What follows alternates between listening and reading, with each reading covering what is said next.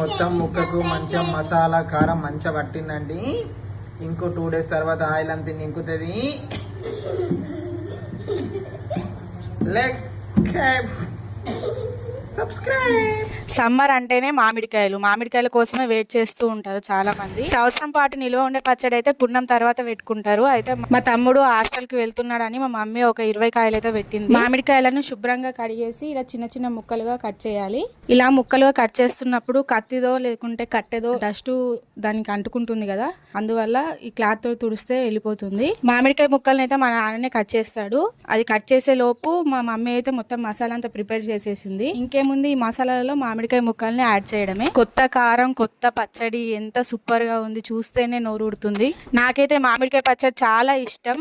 మా ఇంట్లో నేనే ఎక్కువ తినేదాన్ని. మా అమ్మ పెట్టిన పచ్చడి అయితే ఇంకా సూపర్ గా ఉంటుంది. నాకు ఎవ్వరు పచ్చడి అయితే అసలుకే నచ్చది. మా మమ్మీ పెట్టిన పచ్చడి అయితేనే నాకు చాలా ఇష్టం. అంత బాగుంటుంది. ఎంతైనా అమ్మ కదా, అమ్మ చేతితోటి ఏది చేసినా బాగుంటుంది. మొత్తం మసాలా కలిసేలాగా ఒక డబ్బాలోకి స్టోర్ చేసుకోవడమే. మా తమ్ముడు వీడియో తీసిండు. నేను ఇంకా మా అమ్మ వాళ్ళ ఇంటికి వెళ్ళలేదు. వెళ్ళి నేను కూడా పచ్చడి తెచ్చుకోవాలి. వీడియో తీయురా అంటే నాకన్నా ముందే చెప్పేస్తుండు వాడు సబ్స్క్రైబ్ చేయమని. చూసారు కదా, ఇలా పచ్చడిని చూస్తూ ఉంటేనే నోరూడుతుంది. Do subscribe, like and share.